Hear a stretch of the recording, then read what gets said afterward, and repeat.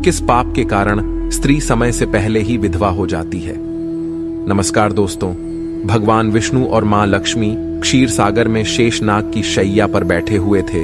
तब माता लक्ष्मी के मन में जिज्ञासा हुई और उन्होंने भगवान श्री विष्णु से प्रश्न किया, हे प्रभु, मैं जानना चाहती हूँ किस कारण से एक स्त्री समय से पहले विधवा होती है। ऐसा वह कौन सा पाप है जो एक पतिव्रता नारी को भी विधवा बना डालता है। क्या स्त्री के विधवा होने के संकेत पहले से मिलते हैं तथा स्त्री का वह कौन सा अंग है जिससे यह पता चलता है कि स्त्री विधवा होगी या नहीं।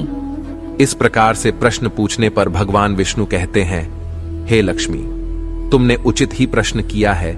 यह सत्य है कि कुछ स्त्रियों के भाग्य में जल्दी विधवा होना लिखा हुआ होता है, चाहे वह पतिव्रता ही क्यों न हो, किंतु एक पाप के कारण स्त्री विधवा बनती है और स्त्री के शरीर का एक अंग उसके विधवा होने का संकेत भी देता है। भगवान विष्णु कहते हैं, हे लक्ष्मी, तुम्हें इस परम गोपनीय सत्य को बताने से पहले मैं तुम्हें एक कथा सुनाता हूं। इस कथा में तुम्हें तुम्हारे सभी प्रश्नों के उत्तर मिल जाएंगे, इसीलिए तुम इस कथा को ध्यान से सुनना। दोस्तों, भगवान विष्णु ने माता लक्ष्मी को एक अत्यंत सुंदर कथा सुनाई है। इस कथा के माध्यम से भगवान ने समस्त मानव जाति के कल्याण के लिए कई महत्वपूर्ण उपदेश दिए हैं, इसीलिए आप इस कथा को पूरा जरूर सुने। इस कथा को आधा अधूरा सुनना पाप माना जाता है। तो चलिए शुरू करते हैं। दोस्तों, एक समय की बात है, मध्य देश में एक अत्यंत धनवान सेठ रहा करता था। उसका एक पुत्र और 3 पुत्रियां थीं। उसकी तीनों पुत्रियों का विवाह अच्छे और धनवान घराने में हो गया था, किंतु सेठ की एक पुत्री को दुर्भाग्य का सामना करना पड़ा। उसकी एक पुत्री विवाह के कुछ ही वर्षों के बाद विधवा हो गई और अत्यंत दुख में जीवन बिताने लगी। उस विधवा स्त्री का नाम था सुकन्या। सुकन्या अत्यंत सुंदर, गुणवान और पतिव्रता नारी थी, किंतु उसके भाग्य में जो अशुभ लिखा हुआ था वही उसके साथ घटित हो गया। सुकन्या के पति ने विवाह के समय केवल सुकन्या का सुंदर रूप और उसके पिता की धन संपत्ति देखी थी, जिस कारण से उसे भी जल्दी ही शरीर का त्याग करना पड़ा। बचपन से ही सुकन्या के शरीर के अंगों पर उसके विधवा होने के लक्षण दिखाई दे रहे थे, लेकिन किसी ने उस पर ध्यान नहीं दिया था। सुकन्या के पिछले जन्म के कर्मों के कारण उसे इस जन्म में विधवा होना पड़ा था। भगवान श्री हरि कहते हैं, हे देवी लक्ष्मी, अब मैं तुम्हें सुकन्या के पूर्व जन्म की कहानी सुनाता हूं, उसे तुम ध्यान से सुनो। सुकन्या का पिछले जन्म में एक ब्राह्मण के घर पर जन्म हुआ था। उसका नाम था कलावती। वह ब्राह्मण राजा को अत्यंत प्रिय था, जिस कारण से ब्राह्मण का घर धन धान्य से भरा हुआ था। उसके पास बहुत सारी धन संपत्ति थी, जिससे ब्राह्मण बहुत ही उन्मत्त और गर्विष्ठ बन गया था। वह ब्राह्मण अपनी पुत्री कलावती से बहुत प्रेम करता था, क्योंकि वह उसकी एकलौती पुत्री थी। कलावती बहुत ही सुंदर थी और पिता के लाड प्यार से वह भी बिगड़ चुकी थी। उसके पिता उसकी हर इच्छा को पूर्ण करते थे, उसे कभी किसी चीज की कमी नहीं पड़ने दी। कलावती ने अपने जीवन में कभी दुख नहीं देखा था और उसे अपनी सुंदरता पर भी अत्यधिक घमंड था। फिर जब कलावती जवान हुई तो उसके पिता ने उसका विवाह करने का सोचा, लेकिन उसकी एक शर्त थी कि जो भी कलावती से विवाह करेगा वह उसके साथ उसके पिता के घर में रहेगा, अर्थात घर जमाई बनकर रहेगा। ब्राह्मण ने अपने सभी रिश्तेदारों को यह बात बता दी और चारों तरफ यह बात फैल गई। कई विद्वान और ज्ञानी पंडित कलावती के घर पर उसे देखने के लिए आ गए, लेकिन कलावती ने किसी को भी पसंद नहीं किया। कलावती ने कई विद्वान ब्राह्मणों को अपमानित करके घर से बाहर निकाल दिया। फिर एक दिन एक अत्यंत सुंदर ब्राह्मण भिक्षा मांगने के लिए कलावती के घर पर आया, जिसे देखकर कलावती उस पर मोहित हो गई और अपने पिता से कहने लगी कि पिताजी, आज जो हमारे द्वार पर नौजवान ब्राह्मण आए हैं वह दिखने में सुंदर और गुणवान है। मैं ऐसे ही वर की कामना अपने मन में की हुई हूँ, आप उनसे मेरे साथ विवाह का प्रस्ताव रखें। वह उसी भिखारी ब्राह्मण से विवाह करेगी। यह सुनकर कलावती के पिता ने भी स्वीकृति दे दी और उस भिक्षुक ब्राह्मण को कलावती से विवाह करने के लिए पूछा, तो उस भिक्षुक ब्राह्मण ने भी हां कर दिया और फिर कलावती और उस ब्राह्मण का विवाह संपन्न हुआ। कलावती विवाह के समय बहुत प्रसन्न थी, उसे उसका मनपसंद जोड़ीदार मिल चुका था। विवाह के बाद कुछ दिनों तक कलावती अपने पति के साथ बड़े प्रेम से रहने लगी और उसकी सेवा करने लगी। लेकिन कुछ ही दिन बीतने के बाद कलावती ने अपना असली रंग दिखाना शुरू कर दिया। कलावती अपने पति को नौकर की तरह समझने लगी। उसकी आज्ञा का पालन करने की जगह पर उसे ही आज्ञा देने लगी।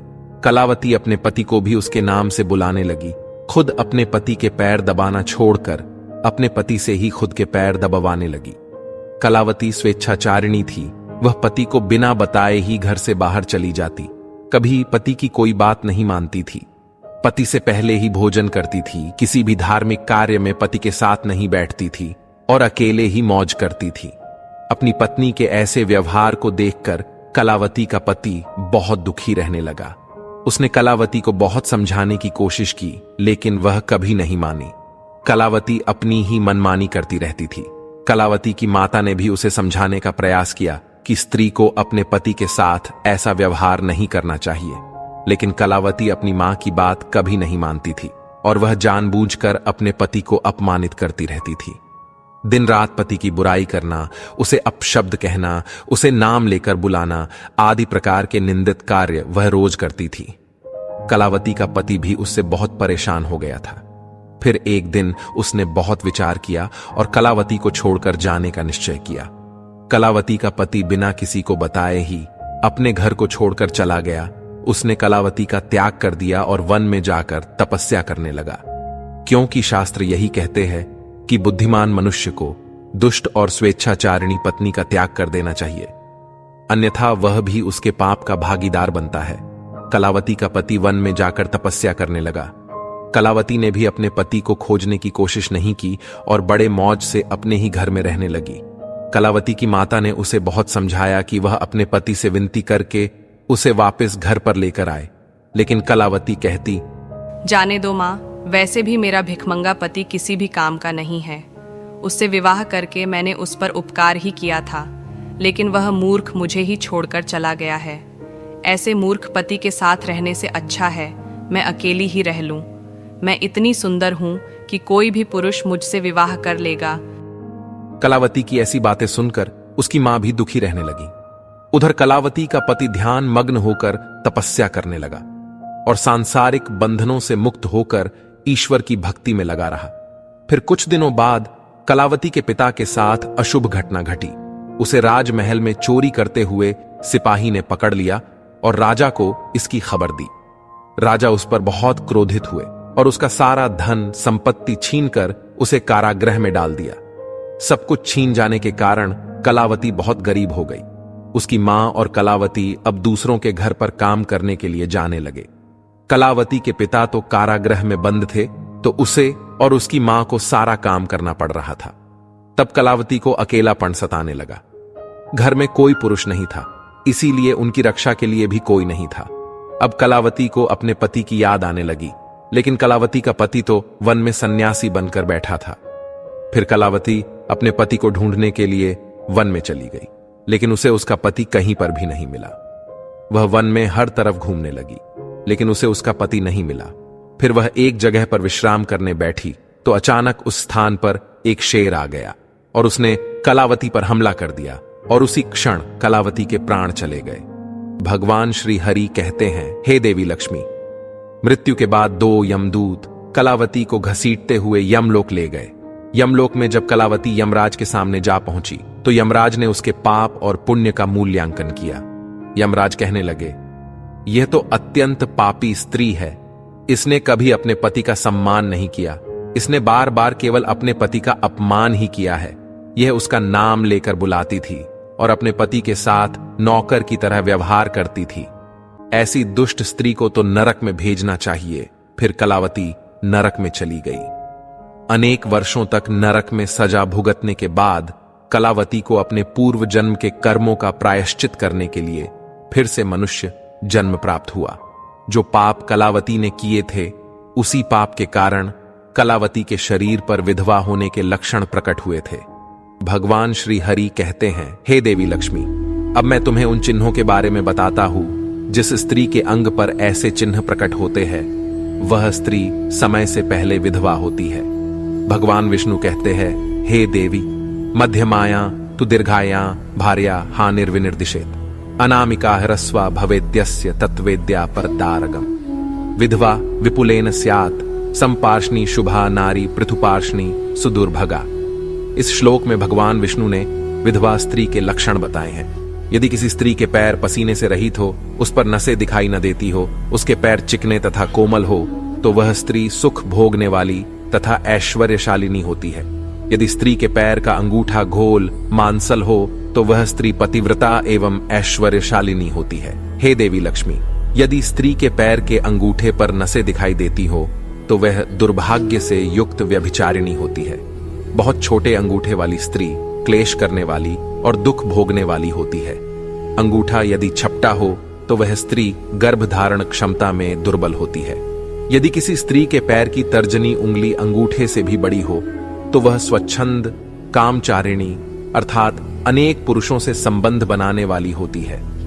यदि किसी स्त्री के पैर की उंगलियां परस्पर मिली हुई हो, एक दूसरे के नजदीक हो, उंगलियां गोल एवं सीधी हो और नाखून पतले एवं छोटे हो, तो वह ऐश्वर्यशालिनी होती है और ससुराल में सुख भोगती है। भगवान श्री हरि कहते हैं, हे देवी लक्ष्मी, अब मैं विधवा स्त्री के पैर के लक्षण बताता हूं। यदि किसी स्त्री के पैर का अंगूठा बहुत बड़ा हो और आगे से गोल हो, उसके नाखून टेढ़े मेढ़े हो, अंगूठे पर नसें दिखाई देती हो, तो उस स्त्री के विधवा होने के योग बनते हैं। यदि स्त्रियों की एड़ियां बहुत बड़ी हो, तो वह मृत्यु पर्यंत दुख भोगने वाली होती है। और यदि स्त्री के पैर मांस रहित हो, तो ससुराल के भाग्य को नष्ट कर देती है। यदि किसी स्त्री के पैर की अनामिका उंगली बाकी उंगलियों की तुलना में बहुत छोटी हो, तो वह कलह करने वाली और घर के वातावरण को असहनीय बना देने वाली होती है। यदि किसी स्त्री के पैर की मध्यमा उंगली अर्थात बीच की उंगली ज्यादा लंबी हो, तो वह विवाह के लिए अयोग्य होती है। जो स्त्री चलते समय पैर पटकते हुए चलती हो और धम धम आवाज करती हो, तो वह अपने पति का विनाश करने वाली होती है। भगवान श्री हरि कहते हैं, हे देवी लक्ष्मी, इन्हीं लक्षणों के कारण सुकन्या समय से पहला विधवा हुई थी। पिछले जन्म के कर्मों के कारण ही स्त्री के विधवा होने के योग बनते हैं। जो स्त्री अपने पति का अपमान करती है, उसका नाम लेकर बुलाती है तथा उसके भोजन करने से पहले ही भोजन करती है, तो वह स्त्री निश्चित ही समय से पहले विधवा होती है। एक पतिव्रता स्त्री कभी पति का अपमान नहीं करती, कभी उसे नाम लेकर नहीं बुलाती और सदैव पति से एकनिष्ठ रहकर उसकी इच्छा के अनुसार चलती है। उस स्त्री की कभी दुर्गति नहीं होती और वह मृत्यु के पश्चात मेरे लोक को प्राप्त करती है।